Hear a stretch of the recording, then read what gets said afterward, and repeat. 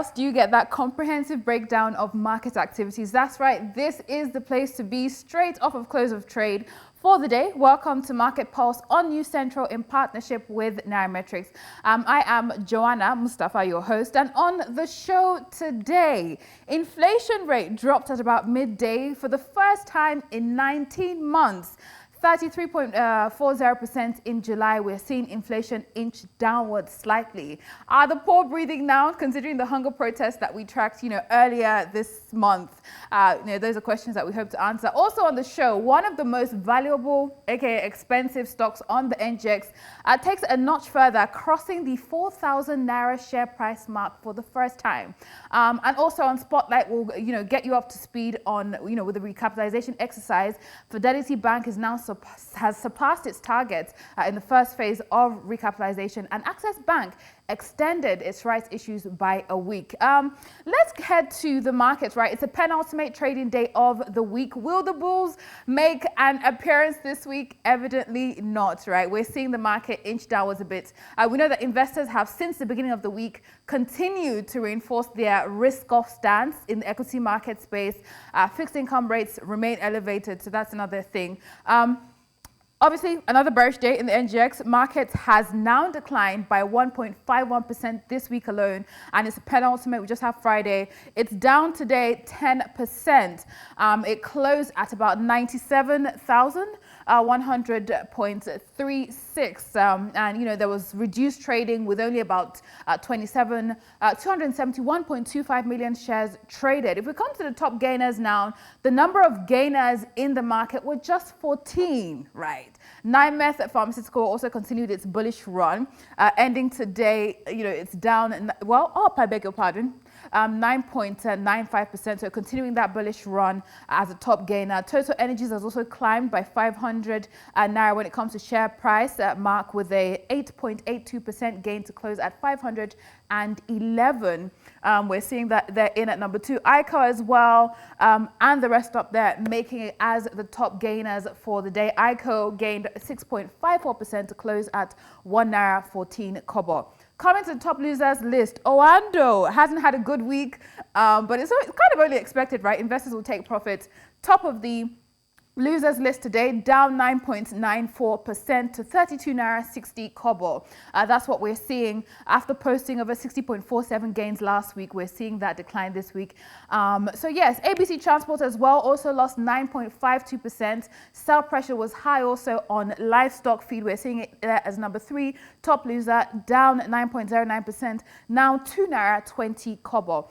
Coming to the top movers list, Veritas Capital was a top traded stock in the market with 33.38 million shares changing hands, followed by Sterling Bank, ICO as well on that list. RT Briscoe also made the top traded stock list, with GTCO completing that list as well amongst the top traded stocks. Currency, there are no changes in sight for the Naira, as it has steadied at that 1,590 level. Other African currencies are seeing a similar situation. The South African rand also was still at 18, Kenyan shilling 129 to the dollar, Egyptian pound as well around that 48, 49 region to a dollar. So some sort of steady, in the FX region. Joining me for more insights on market activities after this break is the head of securities trading at Planet Capital Limited, Ambrose Odeba. This is Market Pulse. Right now, we're picking up the pulse of the day with Ambrose Odeba. He is the head of securities trading, Planet Capital Limited. It's great to have you in, Ambrose. Okay, thank you, Joanna. All right, it sounds like you're still muted, but I'm sure we'll figure that out in just a bit. But let's, dive straight in, and, an interesting occurrence today on the NGX, Seplat. One of the stocks worth over $1 trillion market capitalization crossed the 4,000 Naira share price for the first time ever. That marks a 9% gain in early trade today. Can you give us more details and your thoughts on this milestone and some of the drivers behind it as well? Okay, thank you. I believe you can hear me loud and clear. Yes, loud and clear. Go ahead. Okay, thank you. So what we saw that happened today in Seplat is a usual thing that usually happen at the opening of the market. We saw few units being matched, okay, but the unit matched was not able to cause a price change. Okay, so at the beginning of the market, between 10 a.m. to around 10:05 a.m. this morning, we saw that little trade match. Okay, trade about 195 units changing hand between the buyers and the sellers, and that's what cost the price above 4,000, specifically 4,020 naira and 4,030 naira. Okay, so what that portrays to the market is also showing investor sentiment and then interest. Okay, the stock presently is around 3,600. Okay, right now. And we also understand the fact that Seplat, also in the sector which it play, is also a king there. And looking at the numbers for the first quarter this year and then for the first half of 2024, if we crush the numbers for that, you will also dig deep down to the book value and then other metrics, which is pointing towards the performance of the stock on the company. So it's largely driven by earning results, right? The earnings of Seplat. Is that what you're saying? Yes. So right. if you look at their first quarter and then the second quarter, right? And then if you do the book value, for instance, the book value of the shares is around 4,200. Okay. So that is also showing that yes, investors are confident in the company. Okay. Investors also want to invest in the company. So it's a good thing that is happening. And then the market is also expecting the price towards, that 4,000 plus. Okay, we'll see how that pans out. But obviously, investors have that confidence in the stock. Another breaking story today: inflation data is out, and it decreased for the first time in 19 months, 33.40%. 40%, I beg your pardon, down from 34.19%. How are you and investors receiving this news, especially considering what it means for return on investments? Okay, thank you. So for the investors, I think it's a good news, right? Seeing inflation reduced, okay, decreasing for the first time after a while. So about 19 months rather. So for investors, it's a good news.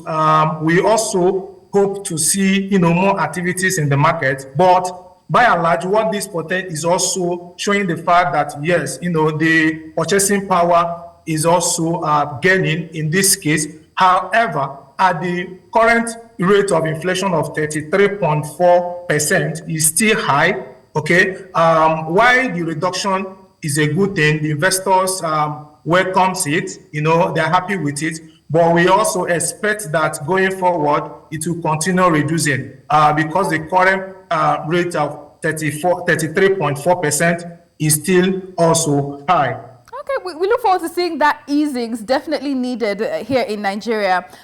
Finally, before I let you go, it's been a big data week, right? Not just in Nigeria, but in the US as well. We've had, a lot of their data come out, inflation as well, and obviously predicted rate cuts next month, I believe. It's being predicted.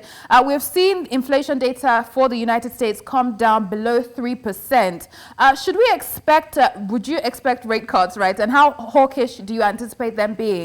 And in addition to that, what does that potential rate cut mean for emerging markets like Nigeria and investor sentiments? Would that bring them back to, the continent and all that? Okay, so if you look at the data, like you rightly mentioned, the inflation rate for the US, okay, trending around 2.9% in July. Okay, as against the 3%, okay, in June. So is well pointing also that the economies are facing a lot of shocks, and then looking at the recent data for the unemployment, the unemployment rate surged also to a 3-year high of about 3.4%, which suggests that the economy may be in recession, and also signal that a modest rate cut could be possible. Okay, so if that happens also, I think if that happens, with whatever rate they are doing as well, what will likely happen is that for the emerging market like that of Nigeria, we'll begin to see, some diaspora inflows. Of course, investors will also want to go to the emerging market where they have a better rate, and in this case, two-digit, okay, double-digit rates. So we're likely to see inflow, and once the inflow comes to our own economy, is also going to impact our capital market, and our stock market will also experience some rallies. All right, we look forward to seeing that happen. But thank you so much for joining me and the insights. I'm Bruce Udaba, the head of securities trading at Planet Capital Limited. It's a pleasure to have you join me. All right, up next, let's play catch up on the recapitalization exercise and the pull effect it's having on bank stocks and that bank stocks are having on the NGX. So we're going to get into that conversation up next. David Olujimi will be joining me, so stay tuned.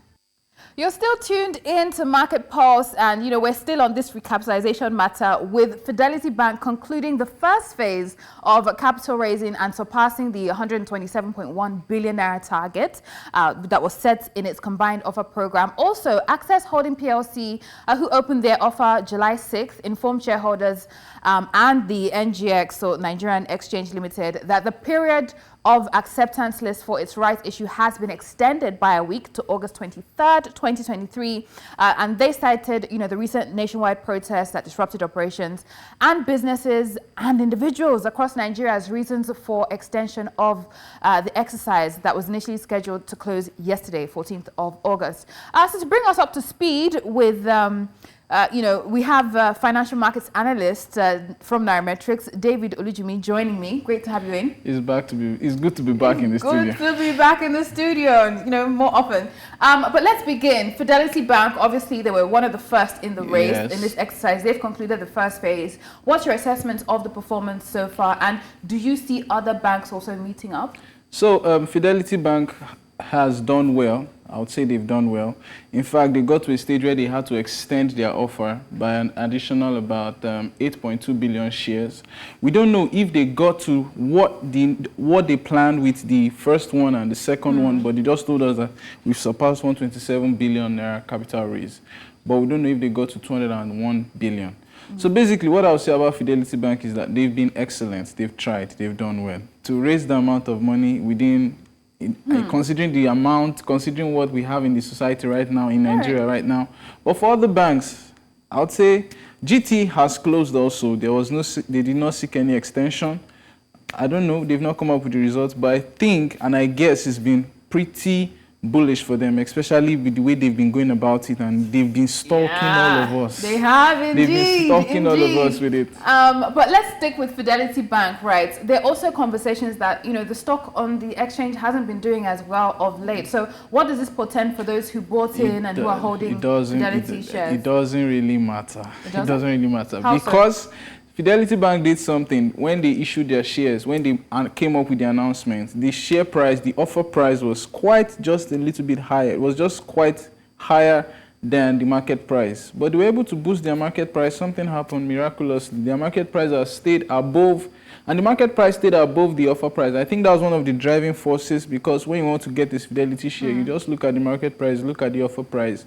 So now they've been able to, at least they've been able to tell you that in the market, our share is trading at 10 naira 50. Today is at 10 naira 5 kobo. All right.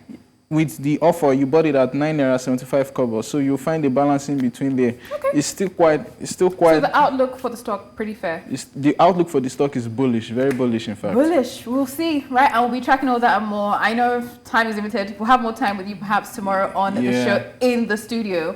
But yes, that's it for the spotlight today. We'll continue to track recapitalization exercise and the results that do come out. Swiftly, let's head to the African markets now, where predominantly with the markets we cover in the green, right? So Nigeria apparently is the only one in the red.